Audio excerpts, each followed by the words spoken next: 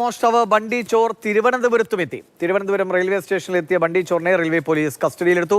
അനിതകൃഷ്ണൻ വിവരങ്ങൾ നൽകും. അനിത, കഴിഞ്ഞ ദിവസം കൊച്ചിയിലെത്തിയിരുന്നു. അപ്പോൾ ആളൂരിനെ കാണാനായി എത്തിയതാണ് എന്ന് പറഞ്ഞു. അദ്ദേഹം മരിച്ച കാര്യം അറിഞ്ഞിരുന്നില്ല എന്നാണ്. പിന്നീട് അതൊക്കെ സ്ഥിരീകരിച്ച് വിട്ടയക്കുകയായിരുന്നു. ഇപ്പോൾ തിരുവനന്തപുരത്തേക്ക് എന്തിനാണ്, എന്താണ് ഉദ്ദേശം?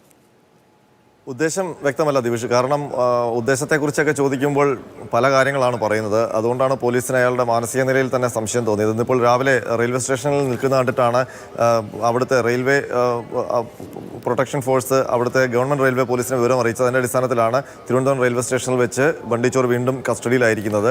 Railway police സ്റ്റേഷനിലുണ്ട്. അവിടെ ഉദ്യോഗസ്ഥർ ചോദ്യം ചെയ്യുമ്പോൾ പരസ്പര വിരുദ്ധമായ കാര്യങ്ങളാണ്. എന്തുകൊണ്ടാണ് ഇവിടെ എത്തിയത്, യാത്രാലക്ഷ്യം എന്തുവാണ് എന്നുള്ളത് കൃത്യമായി പറയാൻ അയാൾക്ക് പറ്റുന്നില്ല. അതുകൊണ്ട് തന്നെയാണ് അയാളെ കസ്റ്റഡിയിൽ വെച്ചിരിക്കുന്നത്. ഇനി അയാളുടെ തിരുവനന്തപുരത്ത് എത്തിയതിൻ്റെ ഉദ്ദേശം എന്താണ് എന്നുള്ളതിൽ കൃത്യത വരുത്തിയ ശേഷം മാത്രമേ അയാളെ ഇനി പറഞ്ഞു വിടുന്നുണ്ടെങ്കിൽ അങ്ങനെയുള്ളൂ. ഏതായാലും യാത്രാ ലക്ഷ്യം അന്വേഷിക്കുന്നുണ്ട്.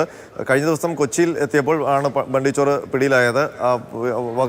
ആളൂരിനെ കാണാൻ വന്നതാണ് എന്നൊക്കെ പറഞ്ഞിട്ടാണ് പോലീസിൻ്റെ അടുത്ത് അന്നേരം വിശദീകരിച്ചത്. പിന്നീട് പോലീസ് അയാളുടെ ദുരുദ്ദേശമില്ല എന്ന് കണ്ടതിനെ തുടർന്ന് വിട്ടയക്കുകയും ചെയ്തിരുന്നു. പണ്ട് ഇതുപോലെ തിരുവനന്തപുരത്ത് ഒരു മോഷണ കേസിലാണ് ബണ്ടിച്ചോർ കസ്റ്റഡിയിലാവുകയും ശിക്ഷിക്കപ്പെടുകയും ഒക്കെ ചെയ്തത്. അപ്പോൾ അതിനുശേഷം ഇവിടുത്തെ ശിക്ഷ കാലാവധി കഴിഞ്ഞെങ്കിലും ഒരു തമിഴ്നാട്ടിലെ ഒരു കേസുമായി ബന്ധപ്പെട്ട് കോയമ്പത്തൂർ ജയിലിലായിരുന്നു. അവിടെ നിന്ന് ഇറങ്ങിയതിന് ശേഷമാണെന്ന് തോന്നുന്നു കേരളത്തിലേക്ക് വീണ്ടും എത്തിയിരിക്കുന്നത്.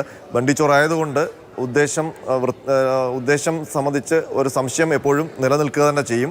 അയാൾ മോഷണോദ്ദേശത്തോടെ വന്നതാണോ, അതല്ല മറ്റെന്തെങ്കിലും മാനസിക പ്രശ്നം കൊണ്ട്. കാരണം ഇവിടെ പൂജപ്പുര ജയിലിൽ കിടന്നപ്പോൾ പലവട്ടം മാനസികമായ വിഭ്രാന്തികളൊക്കെ കാണിച്ചിട്ടുണ്ട്.